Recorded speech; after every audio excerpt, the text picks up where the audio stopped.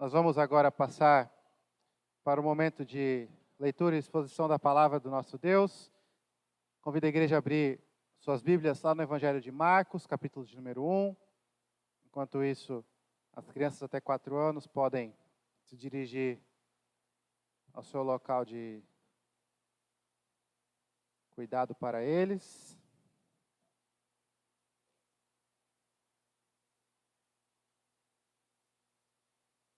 Marcos, capítulo 1. Nós vamos ler versículos 14 e 15 nesta noite, dando continuação à nossa série neste Evangelho. Vamos ler Marcos 1, versos 14 e 15. Diz assim a palavra do nosso Deus: Depois de João ter sido preso, foi Jesus para a Galiléia, pregando o Evangelho de Deus, dizendo: o tempo está cumprido e o reino de Deus está próximo. Arrependei-vos e crede no Evangelho. Até aí, a leitura da palavra do nosso Deus. Vamos orar mais uma vez? Feche seus olhos, peça que Deus te dê condição de ouvir a palavra dele atentamente. Peça que Deus fale ao teu coração nesta noite. Peça por humildade, submissão. Peça que ele te ensine, te instrua e te transforme pelo agir do Santo Espírito dele. Senhor, nós pedimos a tua ajuda. Nós precisamos do teu auxílio. Nossas mentes vagueiam, nossos pensamentos viajam por aí. Nós nos preocupamos com coisas que estão no futuro. E muitas vezes, por conta disso, perdemos de nos deleitarmos na tua presença, de nos alimentarmos e nos saciarmos da tua palavra. Por isso nós pedimos, ajude-nos, ajude-nos. Fale aos nossos corações e que o teu propósito possa se cumprir nesta noite. É o que nós pedimos, no nome de Jesus. Amém. Queridos, nas nossas vidas nós temos diferentes situações. E eu não gosto muito de classificar as coisas em dois grupos, como é a moda. Muitas vezes as pessoas falam, existem dois tipos de pessoas, existem dois tipos de problemas, existem dois tipos disso e aquilo. Nem sempre essa é uma classificação adequada, mas vamos brincar aqui nesta noite que a gente pode dividir as situações da nossa vida, situações em geral, em dois grupos. Aqueles grupos que não mudam muita coisa e o outro aquele que demanda uma reação. Então, como assim? Uma conversa casual com seus amigos, falam para você o resultado de um jogo de esporte, alguma coisa, e é uma situação casual, aconteceu ali, passou o tempo e pronto, você segue a vida. Você não precisa necessariamente mudar seu dia, mudar seus planos, mudar nada por conta daquela conversa, daquela notícia, dessa situação. Já existem outras situações em que você deve reagir de acordo. Se alguém te fala que você precisa enviar um documento até tal prazo, essa já é um tipo de notícia, de informação que requer uma reação sua. Você pode ouvir e tomar as medidas necessárias para cumprir com o prazo, ou ignorar. Porém, o ignorar significa que você vai perder o prazo.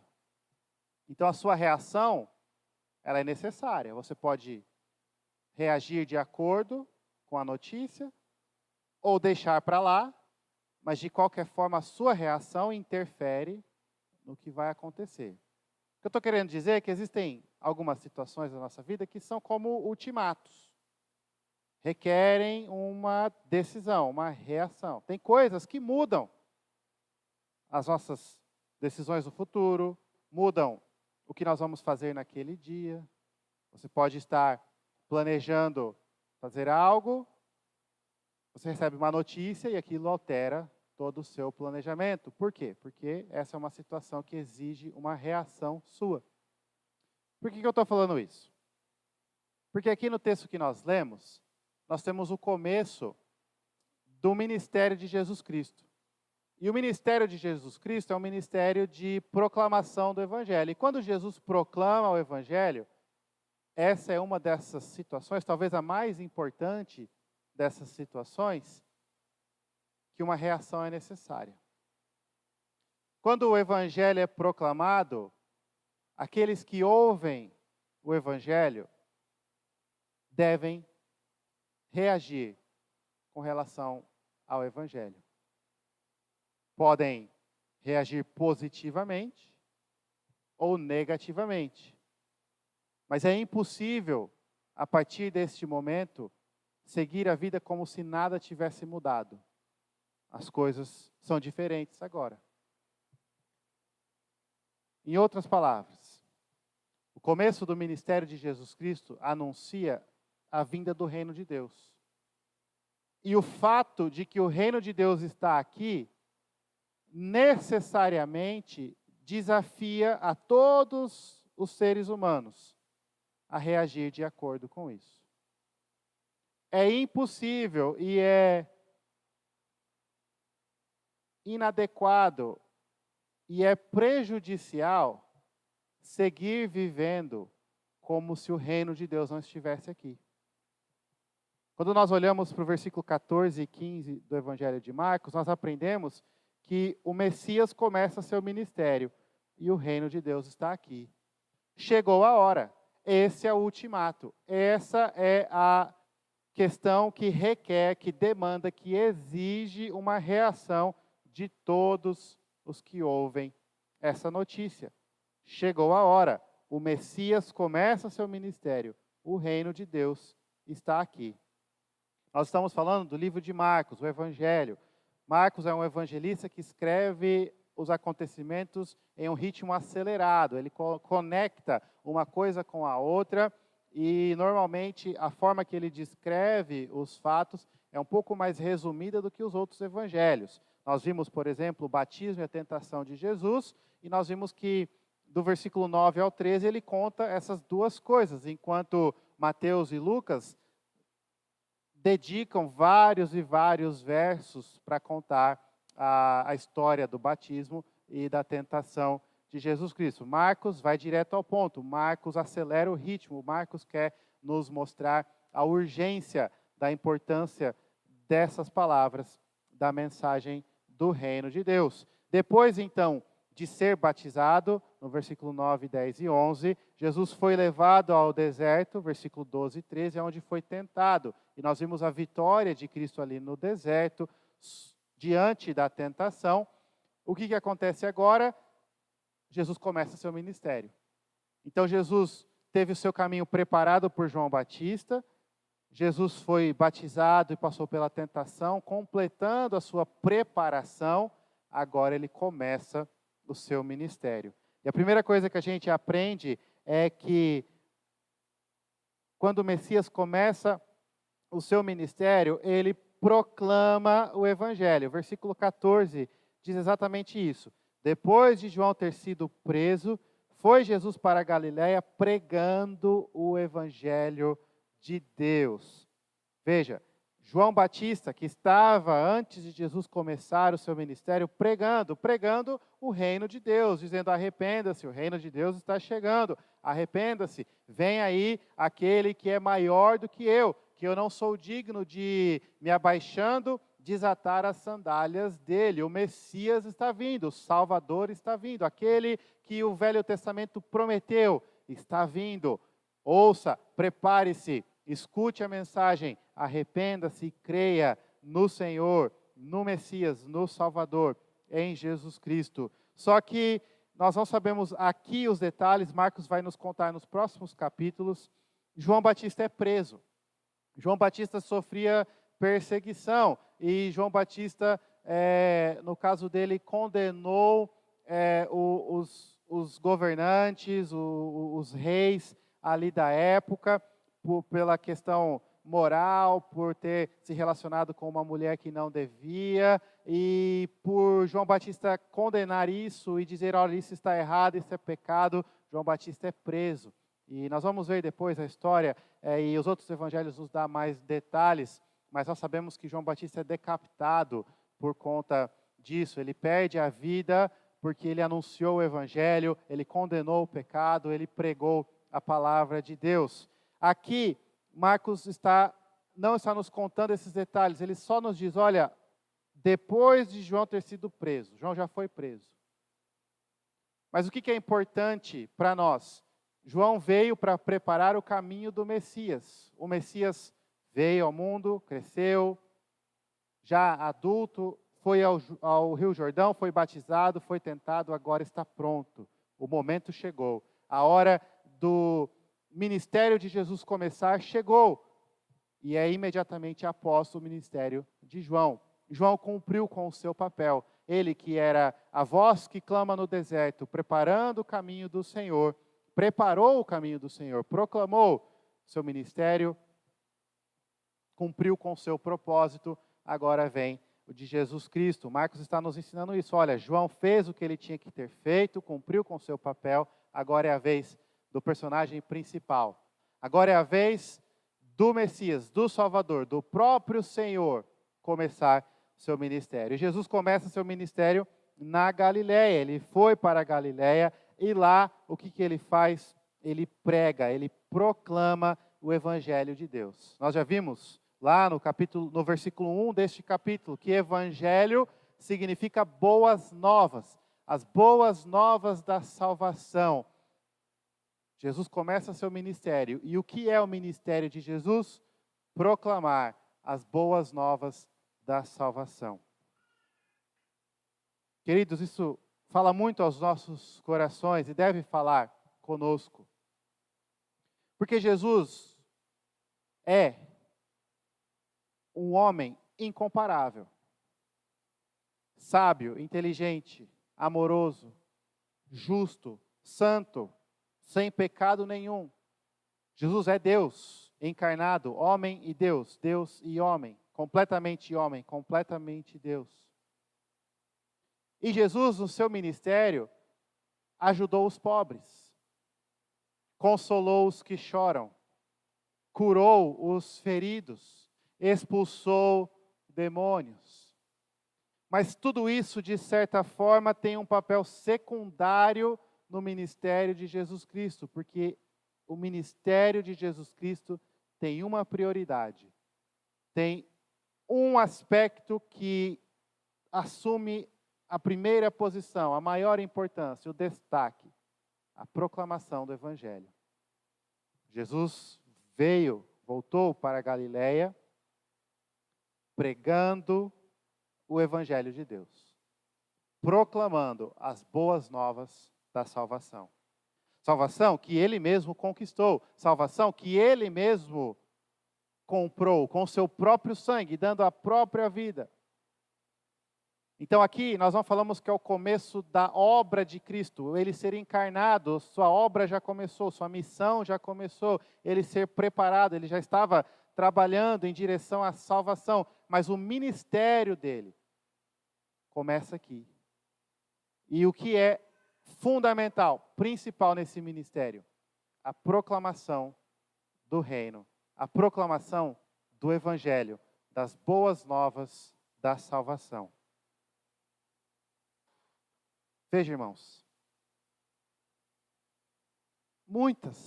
eu diria a maioria das pessoas reconhecem a importância de Jesus. O nome Jesus Cristo é conhecido em todos os lugares, provavelmente. O mundo reconhece. E muitos veem Jesus como um bom homem. Um exemplo a ser seguido. Um bom líder. Um bom filho. Um bom amigo. Mas Jesus, além de ser tudo isso, ele proclamou as boas novas da salvação. Se você hoje olha para Jesus e vê ele apenas como uma grande figura histórica, você está perdendo de perceber algo muito maior. Ele é o Salvador. Ele não é só alguém que vai te ensinar a liderar bem as pessoas. Ele não é só alguém que vai te ensinar a conviver bem com o próximo. Ele não só é alguém que vai te ensinar a falar a verdade em amor. Ele é o Salvador. O ministério dele não tinha como prioridade ajudar os pobres, curar os doentes. Mais importante que isso, proclamação do Evangelho. Anunciar as boas novas da salvação. Talvez você está se perguntando, mas então quer dizer que a gente não pode, não deve? Não, não é isso. A interpretação correta deste texto não é achar que o fato de que Jesus primeiro proclamava o Evangelho elimina as outras coisas que Jesus fez. É errado achar que o papel da igreja, que tem a missão de fazer, de servir como Cristo serviu, de ser enviado ao mundo ao exemplo de Cristo, pelo próprio Cristo, achar que o papel da igreja é exclusivamente pregar o Evangelho, e somente isso basta, somente isso é importante, só isso, somente isso é necessário, é errado. Basta olhar para a vida de Jesus, para as palavras de Jesus. Ele ensinou a amar o próximo como a si mesmo. Ele amou o próximo, dando a própria vida para salvar. Ele ofertou aos pobres, ele ensinou a cuidar dos feridos, dos necessitados, ele curou, ele se compadeceu, ele consolou os que choram. Tudo isso é importante, tudo isso faz parte do que Jesus fez, mas prioritário no meio de tudo isso é a proclamação do Evangelho. Então Jesus não é só um curandeiro, Jesus não é só um grande líder, Jesus não é só uma boa pessoa, um exemplo de como viver uma vida honesta. Jesus é muito mais do que isso. Jesus é o Salvador.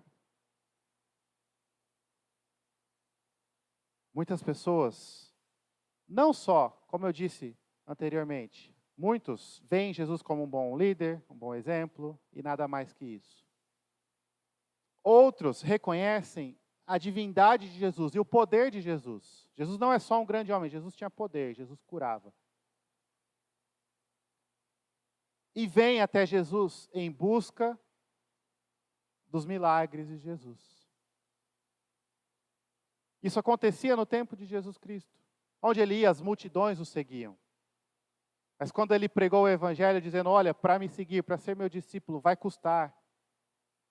Pode ser que vocês não tenham nem casa, nem lar, vocês vão ser perseguidos. O mundo vai odiar vocês por vocês me seguirem, me imitarem, porque o mundo me odeia, o mundo vai me matar, o mundo quer me destruir. Então, ser meu discípulo, ser meu seguidor, vai custar. Leve isso em conta. Quando ele pregou e anunciou o custo do discipulado, muitos o abandonaram. Por quê? Porque estavam atrás dele apenas para conhecer Jesus, o curandeiro. Jesus, o grande palestrante. Jesus, o pensador. Jesus, o amigo. Jesus, a boa companhia nas festas e nos almoços e nos banquetes. Se esse é o Jesus que você busca hoje, você está buscando um Jesus muito inferior ao Jesus da Bíblia. Muito inferior a quem ele realmente é. Ele cura, ele cura. Ele consola, ele consola. Ele faz milagres poderosos a ponto de acalmar o mar na pior das tempestades, sim. Ele anda sobre as águas, sim. Ele vence a morte e traz a vida àqueles que estavam mortos, sim. Mas além de tudo isso, ele salva. A pergunta então nessa noite é: você busca Jesus? E se sim, você busca ao próprio Jesus ou aos milagres de Jesus? Aos exemplos de Jesus? O que te motiva a vir à igreja, a servir? O que te motiva a tentar viver uma vida de obediência à palavra de Deus? É para ter relacionamento com Cristo, mas por se relacionar com Cristo, para viver com Ele, para conhecê-lo? Ou para tentar alcance e acesso às bênçãos que Ele pode dar, aos milagres que Ele pode dar? Isso acontecia no tempo de Jesus e acontece nos dias de hoje. Igrejas que prometem milagres. Igrejas que prometem aquilo que a Bíblia não promete. Igrejas que se sentem no direito de determinar o que Deus, o que Cristo deve fazer e pode fazer. Enchem. E enchem de forma assustadora, porque muitos são os que querem os milagres de Cristo. Mas eu vou te dizer uma coisa. Você pode até receber a cura, a promoção, a prosperidade. Mas se isso é tudo que você recebe, você recebeu muito pouco do que Cristo pode dar. Eu diria, você não recebeu nada comparado ao que Cristo pode dar. O ministério de Jesus começa, e o que ele faz? Ele proclama as boas novas da salvação. Mais uma vez, ele vai curar, vai. Ele vai amar o próximo, vai. Nós temos que fazer isso também, sim. Mas o que é central, o que é mais importante, o que é primordial? A salvação. Jesus começa o seu ministério e anuncia o Evangelho. O anúncio do Evangelho de Jesus, o que é esse anúncio, como ele pregava, nós vemos no versículo 15, que diz assim, ou seja, Jesus pregando o Evangelho, o que ele dizia? O tempo está cumprido e o reino de Deus está próximo. Arrependei-vos e crede no Evangelho. A proclamação do Evangelho é o anúncio da vinda do reino e um desafio a reagir de acordo com isso. Veja só. O reino de Deus está próximo. O que isso significa? Hoje pela manhã nós falamos um pouco sobre isso na escola dominical. Mas nós nos concentramos na consumação do reino, ou seja, no futuro. Vamos falar no presente, no já, no agora. Vamos nos concentrar nesse aspecto. Jesus veio proclamando o Evangelho e essa proclamação era: o reino de Deus está próximo. Muitos perguntam, como pode o reino de Deus estar próximo? É porque o rei está aqui. Jesus veio ao mundo. Jesus é o rei. E se o rei está aqui, o seu reino também está aqui. Está próximo significa estar diante de vocês. Está aqui, eu sou o rei. Eu vim. O reino chegou. Isso não significa que Jesus nega ou contraria o ensino de que Deus é o rei de todo o universo. De que Deus é o Senhor soberano de todas as coisas. Mas veja, Deus é o Criador soberano e Ele reina, porém o coração dos homens, as criaturas estão em rebeldia contra Deus. Deus ainda é o rei, mas as pessoas se recusam a se submeter a esse reinado, a essa autoridade. E então o próprio rei vem ao mundo, se prepara, começa o seu ministério e anuncia: o reino está aqui. A hora de perceber quem é o rei e se submeter à autoridade dele chegou, é agora. Eu sou o rei, eu estou aqui.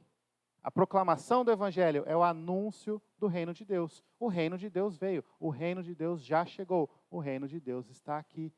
E esse anúncio demanda uma reação. Jesus diz: arrependam-se e creiam no Evangelho. Todos que escutam o anúncio da vinda do reino, o anúncio do Evangelho, todos que escutam as palavras do próprio Senhor Jesus dizendo: olha, o reino de Deus está aqui, devem, ao ouvir isso, responder de acordo. E qual é a resposta correta? Arrependimento e fé. O entendimento: Deus é o Rei dos Reis, eu sou um pecador, eu preciso de Jesus Cristo para me salvar. Eu estou vivendo debaixo do reino das trevas. eu preciso e eu quero entrar no reino de Deus. E como que eu vou fazer isso? Arrependimento e fé. Fé e arrependimento.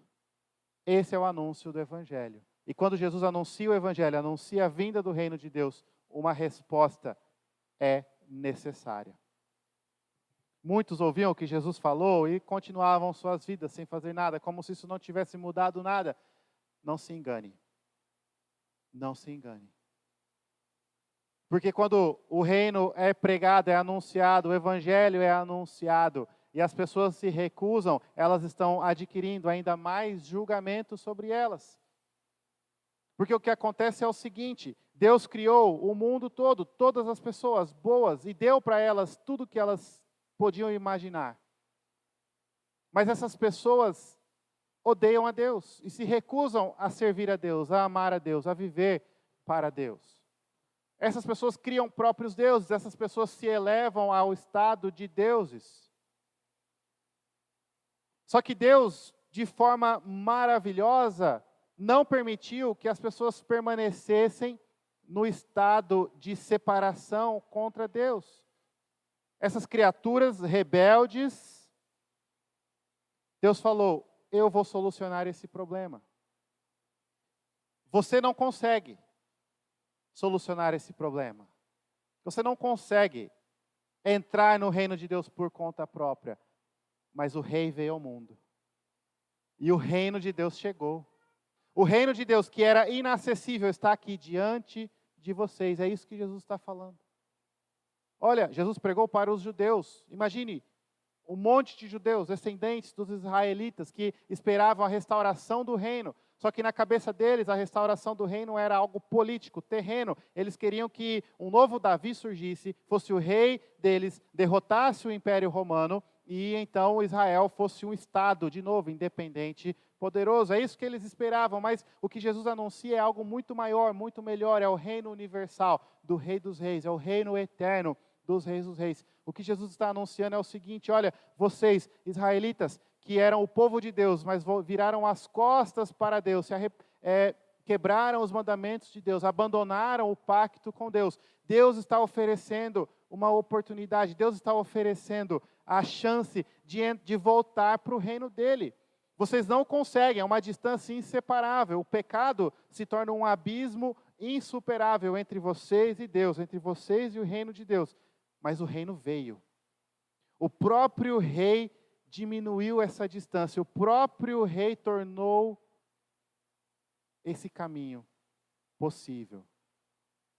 Jesus então diz: agora então que o reino está aqui, agora então que a solução está aqui diante de vocês, para esse problema insolucionável, o pecado. Você não paga o preço do próprio pecado, você não vai conseguir equilibrar as balanças fazendo mais bem, porque o bem que você faz é manchado pelo pecado. Você nasce em pecado, você vive em pecado, os seus pecados são constantes, os seus pensamentos são pecaminosos, os seus desejos são pecaminosos. Vocês não merecem entrar no reino de Deus. O reino de Deus é um reino de santidade. Deus é santo. Ele não tolera o pecado. Ele não olha e passa por cima do pecado. O pecado deve ser punido. O preço do pecado deve ser pago. Afinal, Deus é santo. É impossível Deus e pecado conviver. O reino de Deus, então, é um reino para aqueles que não estão mais sob o poder do pecado.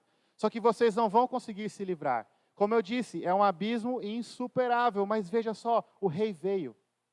O rei veio para pagar o preço. O rei veio para abrir o caminho. O rei veio. O reino está aqui.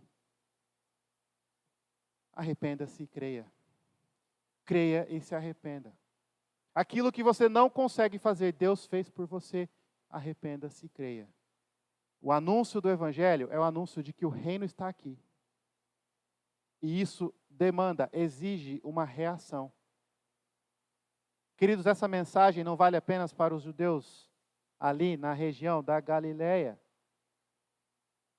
Ela vale para todos nós. Porque Jesus já veio. E nós ainda temos um privilégio ainda maior. Jesus já veio, já inaugurou o seu reino, já venceu o pecado, já venceu o inimigo, já venceu a morte e já derramou o seu Espírito. Tudo aquilo que ele ainda ia fazer, anunciando o seu reino, ele já fez. Sabe o que isso significa? Que esse reino que era inacessível está aqui diante de você, hoje e agora. Basta crer em Jesus Cristo. Basta se arrepender e crer. Muitos vão questionar, mas primeiro nós nos arrependemos para depois crer, mas como pode alguém que não tem fé se arrepender? Se não crê em Deus, como que vai se arrepender do pecado? Como vai entender a necessidade de arrependimento? Outros vão dizer, não, mas a fé, ela vem de um coração arrependido, então você primeiro se arrepende. A questão não é essa. A Bíblia vai intercalar. Aqui, Jesus fala, arrependa-se e creia. Em outros textos, nós vamos ver, creia e se arrependa. Porque as duas coisas estão associadas. O que é o arrependimento? Arrependimento significa um pesar sincero e genuíno pelo pecado. A admissão do pecado, a ciência que o que você faz, a maneira em que você está vivendo, é ofensiva para Deus. É abominável para Deus, é um pecado. O pecado é muito caro, o pecado ele custa a vida. Só a morte paga o preço do pecado. E esse entendimento, eu sou um pecador, esse entendimento que muitas vezes pode levar ao desespero, se não for o arrependimento verdadeiro, porque vai deixar a pessoa pensar, olha, eu estou em dívida eterna contra Deus, e Deus é santo, e agora? E agora o que eu faço? E aí o arrependimento te leva ao próximo passo. Correr para Jesus Cristo, a esse rei que veio e que inaugurou o reino, que está aqui oferecendo. O reino de Deus está diante de vocês. Arrependa-se e creia. E ao correr para Cristo, o que você faz? Você confia nele pela fé. O que é a fé? A fé é a confiança de que Jesus perdoa os seus pecados, elimina a sua culpa, paga o preço da dívida que você não consegue pagar e te dá a vida eterna, te dá a salvação. A fé é a confiança que Jesus Cristo é o Salvador. Para você ter essa fé, você primeiro precisa conhecer Jesus, saber quem Ele é. Mas somente o conhecimento intelectual não basta. Você tem que saber quem Ele é. E onde você aprende isso? Nas Escrituras. E você deve acreditar que isso é verdade e depois confiar nisso para você. Ou seja, Jesus é o Filho de Deus. Jesus veio ao mundo, eu sei disso e eu acredito nisso e eu confio nisso. Jesus é o Salvador. E Jesus está dizendo assim, arrependa-se e creia, e você será parte do meu reino. Creia e se arrependa. É através da proclamação do Evangelho que o Espírito Santo pega esse anúncio, esse chamado externo e aplica no seu coração, te transformando, te capacitando a se arrepender e crer. Mas cabe a você se arrepender e crer. Cabe a você, ouvindo este anúncio, nesta noite, o reino de Deus está aqui. Como você vai reagir? Fé e arrependimento. Fé e arrependimento. Arrependimento e fé. A pergunta para você nesta noite é o que você está esperando? O reino está aqui. O rei já veio. Aquele reino maravilhoso e inacessível está diante de você, com a porta aberta. Creia e se arrependa. Se arrependa e creia. Não tente entrar carregando a sua própria justiça. Ah, Jesus, obrigado pelo acesso, eu vou entrar no seu reino, mas eu não preciso de todo o seu perdão não, porque eu não sou tão ruim assim. Eu vou levar um pouquinho das minhas obras comigo. Não faça isso. Isso é pecado. As suas obras são contaminadas, são sujas, não tem valor nenhum. Confie em Cristo, no que Cristo fez. Ele é o Rei, Ele é o Cordeiro de Deus que dá a vida para salvar pecadores. Não entre confiando num acesso ou numa membresia numa igreja, em um sacramento. Ah, eu fui batizado quando criança, logo eu sou parte desse reino. Não é assim que funciona. Jesus não está dizendo, seja batizado. Jesus diz, arrependa-se e creia. O batismo é necessário, nós vamos aprender isso mais para frente, sim. Mas o batismo apenas sela e simboliza uma realidade que já é verdade no seu coração. fé e arrependimento. O batismo apenas sela e simboliza que você já faz parte do reino de Deus, pela fé que você tem em Jesus Cristo. Então não confie nas suas obras, não confie em um sacramento, não confie na sua família, não confie no seu cargo. Confie no Rei Jesus, que veio ao mundo e está oferecendo o seu reino. O reino de Deus está aqui. Creia e se arrependa. Você que ouve essa mensagem hoje, você tem uma escolha a fazer. Você pode até fingir que não ouviu e continuar sua vida, como se o reino de Deus não estivesse aqui. Não se engane, já está aqui. O reino de Deus já está aqui. E você continua em rebeldia, se recusando a entrar no reino de Deus. Saiba que você está recusando a salvação, recusando a melhor coisa que te é oferecida, o que tem mais valor. Mas saiba que o dia que Jesus Cristo voltar e o seu reino for consumado, você vai se prostrar diante dele. A questão é que nesse momento será tarde demais para se arrepender e crer. O seu joelho se dobrará de medo e temor diante da majestade e glória do Rei Jesus Cristo. Esse Rei amoroso, poderoso, grande, infinito. E quando ele voltar, não tem uma mera criatura que conseguirá permanecer em pé, em rebeldia. Todos vão se prostrar.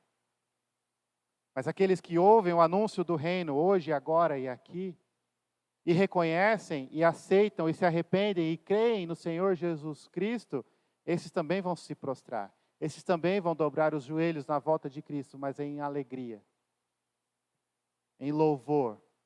Felizes, com o coração pulsando aceleradamente, porque o Rei está aqui.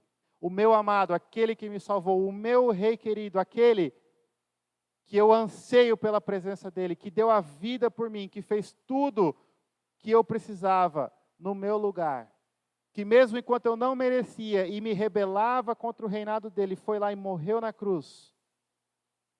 E me ofereceu acesso a este reino maravilhoso. Ele voltou. E você cantará, glória a Deus nas alturas. Louvará ao nome do Senhor Jesus. O reino de Deus será consumado. Mas enquanto esse dia não chega, a realidade é que o reino já está aqui. Então, mais uma vez, nós perguntamos, o que você está esperando? Como você reage à notícia de que o reino de Deus está aqui? Você vai continuar vivendo no reino das trevas, em rebeldia contra o Rei dos Reis? Até quando? Existe um hino, não é dos meus preferidos para se cantar no momento do culto, mas um hino que fala muito aos nossos corações.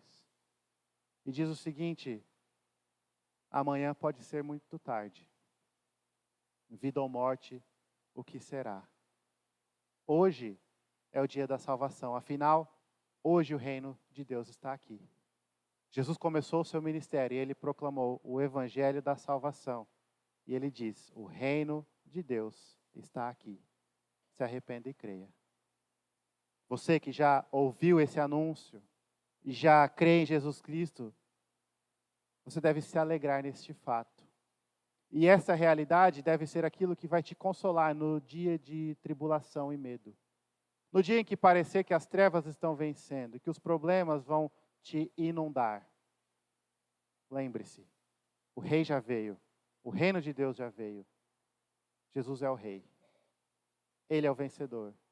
Ele já venceu. Tudo isso aqui vai passar.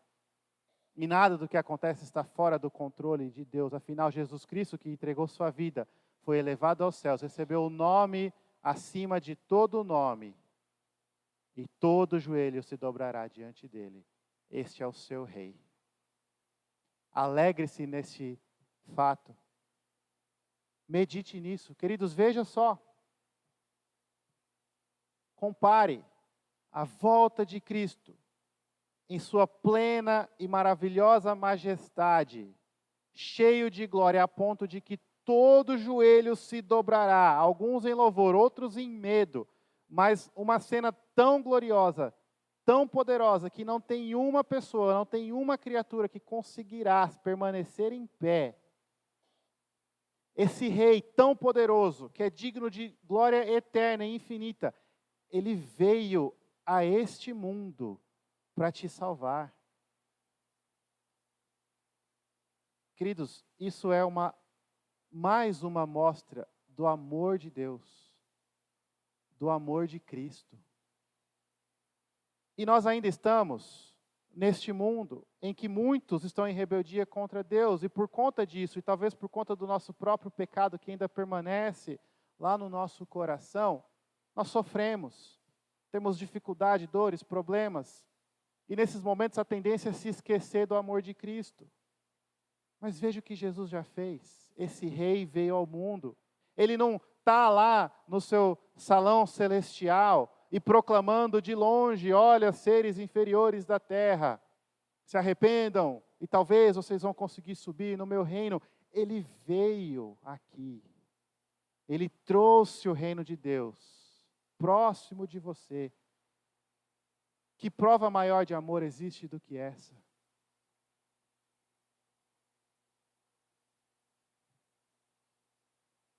É difícil um pouco para a gente entender, porque a gente não tem essa noção de rei nos dias de hoje.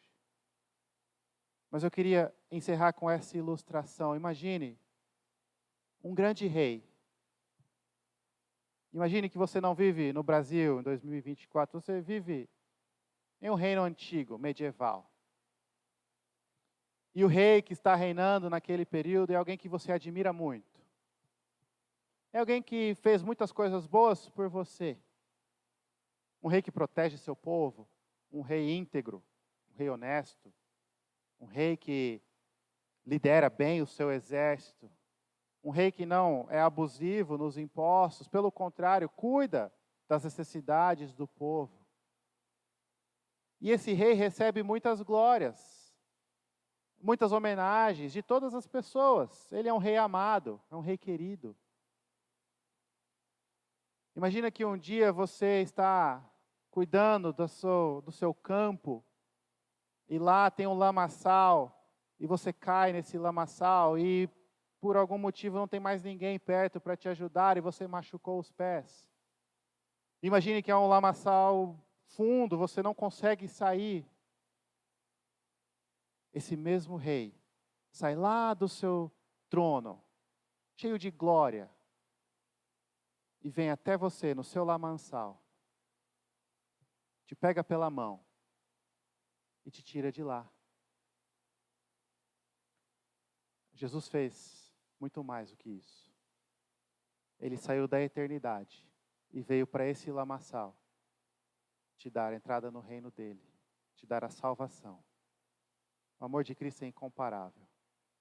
Que você possa se deliciar nisso todos os dias, confiar nisso todos os dias e descansar no seu Rei, Jesus Cristo. Feche seus olhos, nós vamos orar.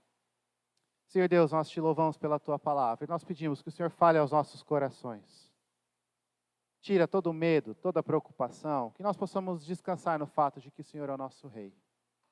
E aqueles que nessa noite ouviram a proclamação do Evangelho, o anúncio de que o reino de Deus está aqui, possam, Pai querido, pelo Teu Espírito, transformando o coração deles, responder de forma adequada, crendo e se arrependendo. E que ao fazer isso, eles possam se encontrar no doce e forte braço de Jesus Cristo, usufruindo da companhia dEle, do amor dEle, do perdão dEle, da vida que Ele nos dá. Essa é a nossa oração. No nome de Jesus. Amém.